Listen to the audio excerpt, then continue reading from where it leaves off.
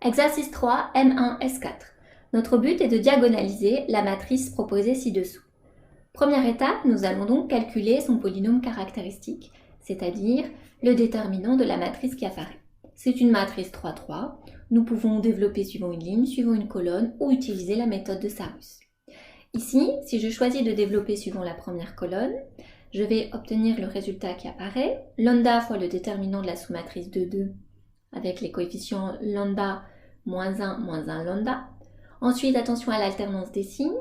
On va avoir donc plus le déterminant de la sous-matrice associée au coefficient moins 1 lambda. Et enfin, moins le déterminant de la sous-matrice de 2 qui apparaît.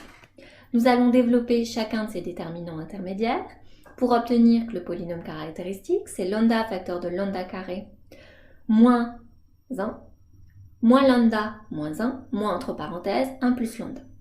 Il s'écrit donc lambda au cube moins 3 lambda moins 2. Notre but est de l'obtenir sous forme factorisée. Or, lorsque nous l'observons, nous avons moins 1 qui est une racine évidente. Nous allons donc pouvoir factoriser le polynôme sous la forme lambda plus 1 au carré, lambda moins 2. Les racines de ce polynôme caractéristique nous indiquent donc les valeurs propres. Nous avons moins 1 comme valeur propre et 2. L'étape d'après, nous allons déterminer les sous-espaces propres associés à ces valeurs propres.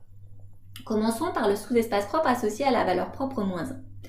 Dire qu'un vecteur de coordonnées x, y, z appartient au sous-espace propre associé à la valeur propre moins 1 signifie que A appliqué à ce vecteur vaut moins ce vecteur. Cette égalité matricielle va se transcrire sous la forme d'un système. Nous obtenons donc le système y plus z vaut moins x plus z vaut moins y et x plus y vaut moins z. Ces trois équations sont en fait identiques et se ramènent à x plus y plus z qui vaut 0. Par conséquent, être dans le sous-espace propre de A pour la valeur propre moins 1 signifie que les coordonnées satisfont cette équation. Nous reconnaissons l'équation d'un plan et nous pouvons même en donner une famille génératrice, par exemple en exprimant x en fonction de y et z, ou y en fonction de y et z, ou z en fonction de x et y. Donc, vous pouvez en exhiber une famille génératrice et ce plan vectoriel peut apparaître comme la famille génératrice générée par les vecteurs de coordonnées 1, 1, 0 et 0, 1, 1. De la même façon, nous allons déterminer le sous-espace propre associé à la valeur propre 2. Dire qu'un vecteur de coordonnées x, y, z appartient à ce sous-espace propre signifie que A appliqué à x, y, z vaut 2 fois x, y, z. De cette égalité matricielle, nous en tirons un système et nous allons analyser chacune des lignes de ce système. Par les lignes de ce système, nous allons obtenir d'une part que y vaut x et d'autre part que z vaut y. Donc finalement, les trois coordonnées x, y et z sont égales.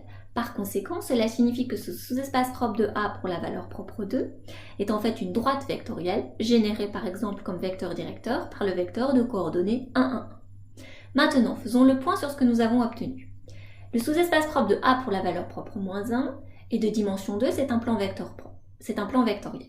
Or, moins 1 était racine double du polynôme caractéristique.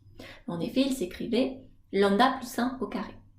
La dimension du sous-espace propre de A pour la valeur propre 2 vaut 1, c'est une droite vectorielle. Or, 2 était une racine simple du polynôme caractéristique. Par conséquent, nous pouvons en conclure que A est diagonalisable, puisque son polynôme caractéristique est scindé, il s'écrit comme un produit de polynômes de degré 1, et que la dimension de chaque sous-espace propre est égale à l'ordre de multiplicité de la valeur propre en tant que racine du polynôme caractéristique.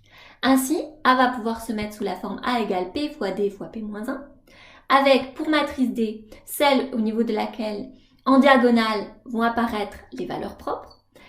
Alors ici, peu importe l'ordre dans lequel vous venez disposer les valeurs propres au niveau de la diagonale, mais une fois que vous avez déterminé cet ordre, ça va fixer la matrice P. En effet, si ici, avec l'exemple choisi, j'inscris d'abord la valeur propre moins 1, puis encore moins 1, puis la valeur propre 2, cela signifie qu'au niveau de la matrice P, la première colonne correspond à un vecteur propre associé à la valeur propre moins 1, la deuxième colonne a un vecteur propre aussi associé à la valeur propre moins 1, et la troisième colonne aux coordonnées d'un vecteur propre associé à la valeur propre 2. Donc si vous changez l'ordre des valeurs propres dans la matrice diagonale, vous changerez l'ordre des vecteurs au niveau de P.